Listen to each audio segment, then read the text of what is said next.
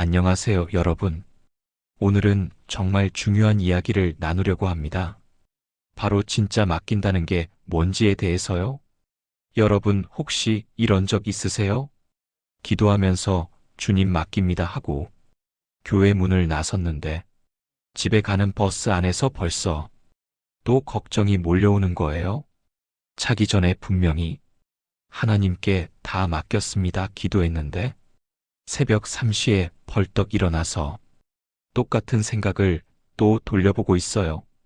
입으로는 맡겼다고 하는데 가슴은 여전히 불안하고 두렵고 초조해요. 이게 뭔가 잘못된 거 아닌가 싶죠. 얼마 전에 서울 구로에 사시는 은자 집사님이 저를 찾아오셨어요. 65세이시고 신앙생활 40년이 넘으셨대요. 그분이 이렇게 말씀하시더라고요. 목사님, 저 평생 맡깁니다 하고 기도했어요. 근데 이상하게 한 번도 마음이 편한 적이 없어요.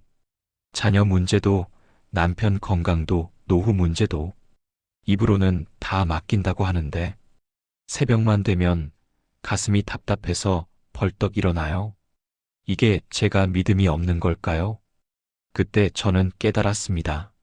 아, 이분만의 문제가 아니구나.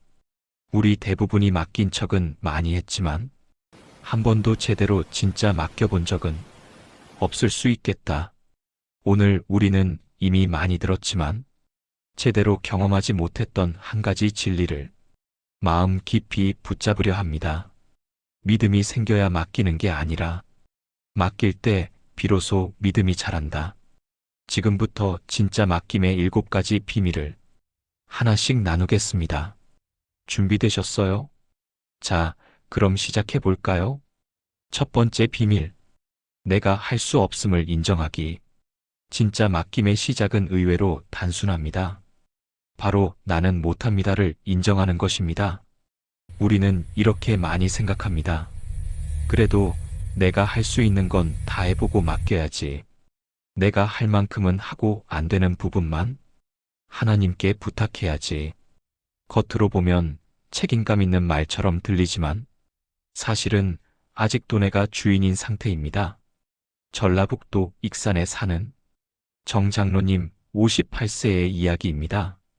작은 제조 공장을 운영하시는데 몇 년 전부터 적자가 쌓여 은행 대출이 4억 원까지 늘어났습니다. 장로님은 이렇게 기도하셨다고 합니다. 하나님, 공장 문제를 맡깁니다. 거래처만 조금만 더 열어주세요. 광고도 더 하고 대출도 재조정해 보겠습니다. 제가 할 수 있는 건 다 해보고 안 되면 그때 도와주세요. 기도는 했지만 밤마다 엑셀 파일을 열어 이자 계산 원금 상환 계획, 매출 시뮬레이션을 반복했습니다. 기도 시간보다 계산하는 시간이 더 길어졌습니다. 그러던 어느 날 새벽, 장로님은 예배당에서 이런 기도를 처음으로 드렸다고 합니다. 하나님, 제가 정말 못하겠습니다. 제가 살려보려고 어떻게든 버텨보려고 이 방법 저 방법 다 써봤는데 이제는 한계입니다. 제 능력으로는 도무지 해결할 수 없습니다. 이제 제가 아니라 주님이 하셔야 합니다. 그 순간 장로님의 마음에 이전에는 느껴보지 못한 이상한 가벼움이 찾아왔답니다. 문제는 그대로인데 어깨에 짓누르던 돌덩이가 조금 내려간 것 같았다고 해요. 진짜 맡김의 첫걸음은 내가 할 수 있다는 착각을 내려놓는 것입니다. 잠언 3장 5절에 이렇게 나와 있잖아요. 너는 마음을 다하여 여호와를 신뢰하고 내 명철을 의지하지 말라. 자, 여러분도 지금 한번 해보세요. 손을 가슴에 얹고 하나님, 저는 솔직히 고백합니다. 제 힘으로는 할 수 없습니다. 이렇게 한번 고백해 보세요. 두 번째 비밀. 막연함이 아니라 구체적으로 맡기기. 많은 분들이 이렇게 기도합니다. 하나님, 제 모든 걸 맡깁니다. 가정도 자녀도 사업도 다 맡깁니다. 문제는 정확히 무엇을 맡겼는지 본인도 모른다는 거예요. 마치 병원에 가서 선생님, 저 그냥 전체적으로 아파요 라고 말하는 것과 같습니다. 경기도 안산에 사는 김 권사님 62세의 이야기입니다. 둘째 딸이 2년째 취업을 못하고 있었습니다. 권사님은 매일 이렇게 기도했어요. 하나님, 우리 딸을 맡깁니다. 잘 되게 해주세요. 하지만 마음은 여전히 불안했습니다. 그러던 어느 날 권사님은 기도 노트를 펼쳐 처음으로 이렇게 적기 시작했습니다. 주님, 둘째 딸 윤슬의 취업을 주님께 맡깁니다. 윤슬이의 성향에 맞는 디자인 회사를 열어주옵소서. 주 5일 야근이 과하지 않고 월급은 처음이라도 생활비를 감당할 수 있을 만큼 출퇴근은 왕복 1시간 이내인 직장을 구하게 해주세요. 이 기도를 드린 이후로는 결과를 제가 쥐지 않겠습니다. 기도가 이렇게 구체적으로 바뀌고 2달 뒤 윤슬 자매에게 연락이 왔습니다. 엄마 집에서 지하철로 20분 거리인 브랜드 디자인 회사에서 연락 왔어. 월급은 아직 크진 않지만 생활비는 충분히 될 것 같아. 권사님은 눈물을 흘리며 고백했습니다.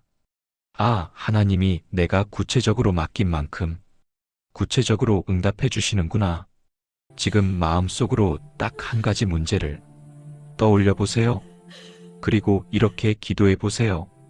하나님 아버지, 막연하게 다 맡깁니다라고 말하던 기도를 멈추겠습니다. 지금 제가 주님께 올려드리는 문제는 이것입니다. 여기서 각자 구체적으로 말하십시오.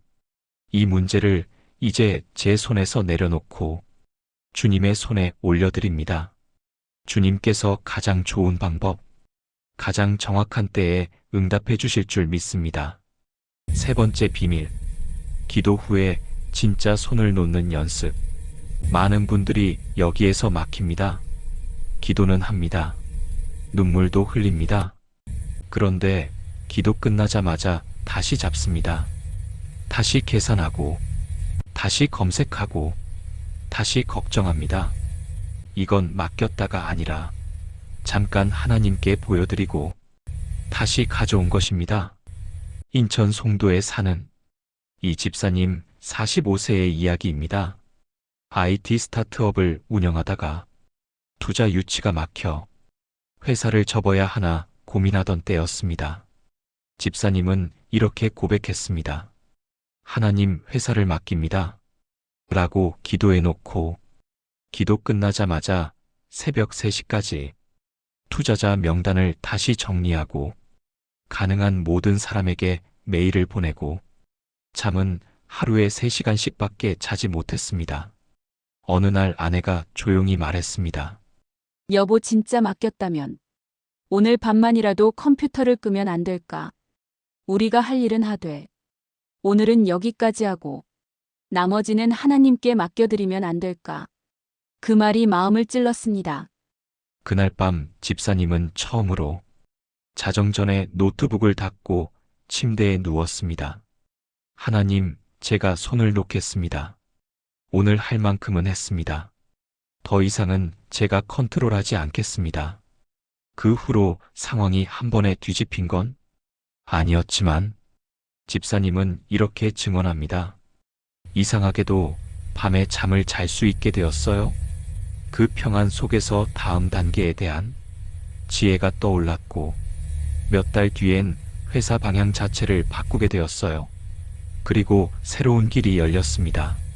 손을 놓는다는 건 아무것도 안 한다가 아니라 결과를 내가 쥐고 있지 않겠다는 결단입니다. 주님, 저는 너무 오래 제 인생의 운전대를 쥐고 있었습니다. 오늘 이 시간 제가 쥐고 있던 손을 놓겠습니다. 해야 할 일을 게으르게 하지 않되 결과를 조종하려는 집착을 내려놓겠습니다. 내일에 대한 과도한 계산, 밤새워 걱정하는 습관을 멈추겠습니다. 이제 주님이 일하실 자리를 비워드립니다. 네 번째 비밀, 한 번이 아니라 매일 새롭게 맡기기. 진짜 맡김은 이벤트가 아니라 습관입니다. 한 번 감동받고 눈물 흘리며 맡겼다고 해서 그 이후로 평생 걱정이 사라지는 건 아니에요. 왜냐하면 우리의 불안은 매일 새로 찾아오기 때문입니다. 강원도 원주에 사는 민호성도 39세는 작은 카페를 운영합니다. 코로나 시기 매출이 줄어 가게를 접을까 고민하던 때 그는 이렇게 기도했다고 합니다. 하나님, 가게를 맡깁니다. 하지만 일주일이 지나도 아무 변화가 없자 다시 불안이 몰려왔습니다. 그때 한 선배 집사님이 조언했습니다. 민호 형제 맡김은 한 번으로 끝나는 게 아니야. 매일 아침 리셋해야 해. 오늘도 맡기고 내일도 맡기고 해결될 때까지 계속 맡기는 거야. 그날 이후 민호 성도는 가게 문을 열기 전 5분 동안 항상 같은 기도를 드렸습니다. 하나님, 오늘 하루의 매출, 오늘 들어올 손님 한 분 한 분을 주님께 맡깁니다. 장사가 잘 돼도 주님의 은혜, 손님이 없어도 주님의 손에 있습니다. 3주쯤 지났을 때 상황보다 먼저 민호 성도의 마음이 바뀌었습니다.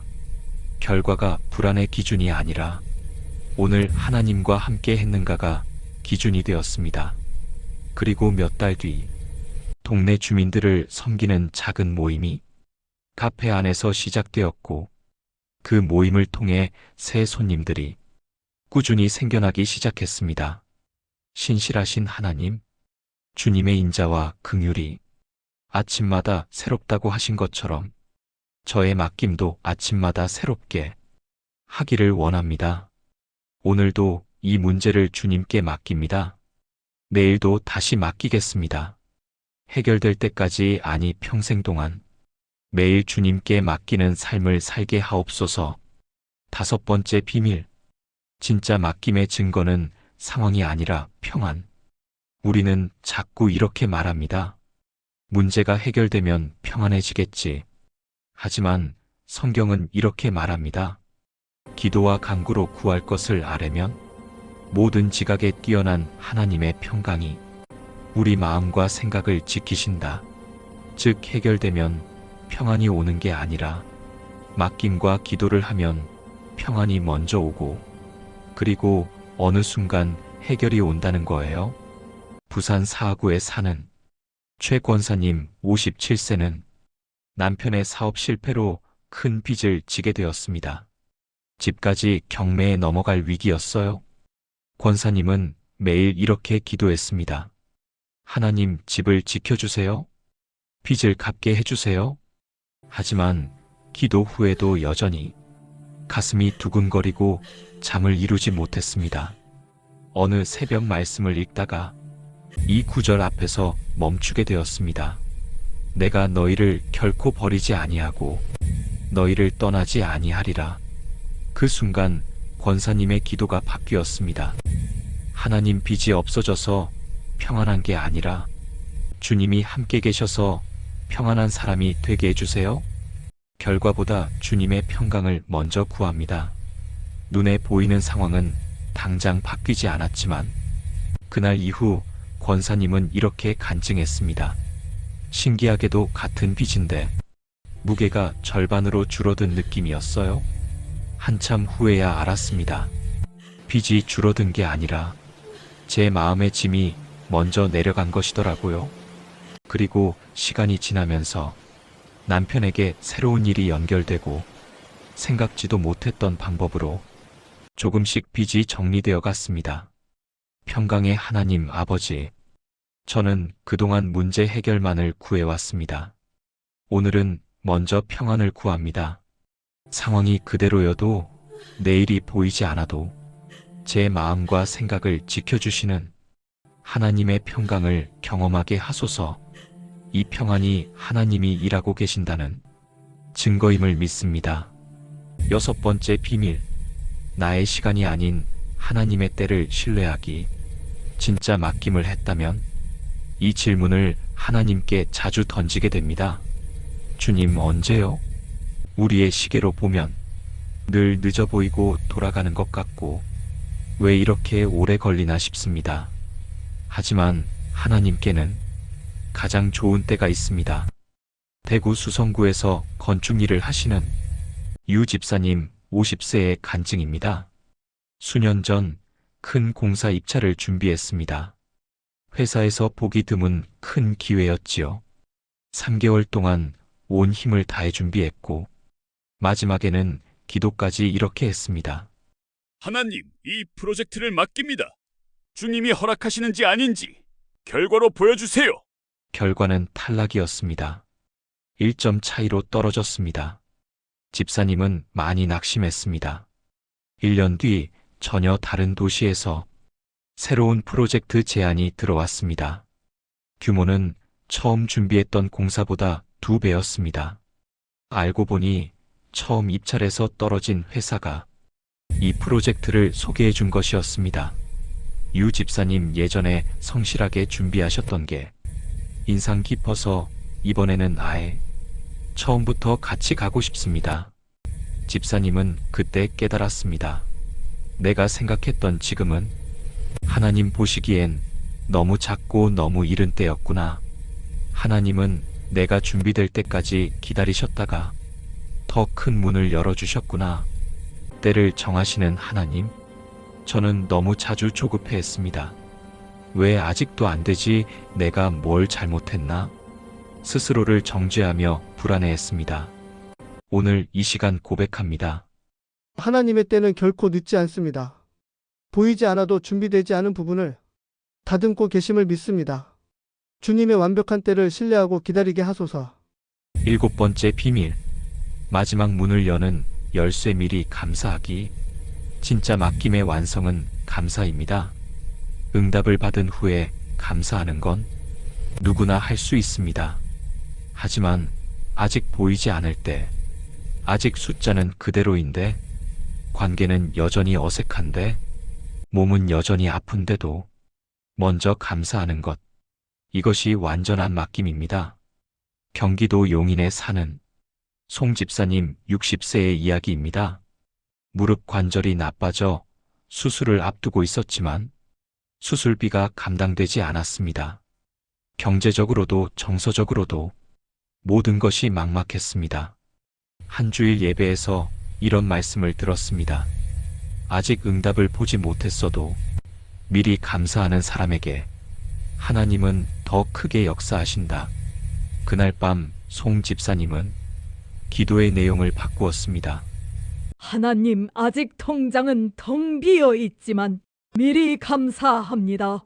어떻게 해결하실지 저는 모릅니다. 하지만 주님이 책임지실 것을 믿기에 오늘도 감사합니다. 그렇게 감사의 기도를 2주간 드리던 어느 날, 오래 연락이 끊겼던 대학 동기가 갑자기 전화를 했습니다. 혜경아, 며칠 전 너 생각이 계속 나서 무릎 수술해야 한다는 얘기 들었어. 내가 조금이라도 돕고 싶다. 그 친구를 통해 수술비의 큰 부분이 채워졌고, 동시에 구청의 지원제도까지 연결되어 결국 거의 비용 부담 없이 수술을 받을 수 있었습니다. 집사님은 이렇게 고백했습니다. 제가 감사하기 시작하니까 모든 게 풀렸어요. 기도 제목을 내려놓고 감사의 제목으로 바꾸는 순간, 그때부터 하나님이 길을 여시더라고요. 은혜의 하나님 아버지, 오늘 저는 믿음으로 감사하기를 원합니다. 아직 응답은 보이지 않지만 감사합니다. 문제는 그대로지만 그 가운데 함께 하시는 주님을 믿고 감사합니다. 주님께서 가장 좋은 때 가장 좋은 방법으로 응답하실 것을 믿고 미리 감사드립니다. 이제 정리해 볼까요? 첫째, 내가 할 수 없음을 인정하기. 둘째, 막연함이 아니라 구체적으로 맡기기. 셋째, 기도 후에 손을 놓는 행동. 넷째, 한 번이 아니라 매일 새롭게 맡기기. 다섯째, 상황이 아니라 평안으로 확인하기. 여섯째, 나의 때가 아닌 하나님의 때를 기다리기. 일곱째, 결과 전에 미리 감사하며 마무리하기. 이 7가지는 이론이 아니라 오늘 바로 시작할 수 있는 연습입니다. 사랑하는 여러분, 지금 여러분 마음에 가장 무거운 짐 하나가 떠오르신다면 그 한 가지부터 오늘 이 7단계로 하나님께 진짜 맡겨보시길 축복합니다. 이 말씀이 마음에 와닿았다면 댓글에 이렇게 고백해 주세요. 오늘부터 맡깁니다. 그리고 가장 맡기고 싶은 한 가지를 자녀 건강 재정 관계 한 단어로만 적어주셔도 좋습니다. 서로의 댓글을 보며 함께 기도하는 믿음의 가족이 되어 봅시다. 오늘도 주님의 은혜가 여러분과 함께 하시길 축복합니다. 감사합니다.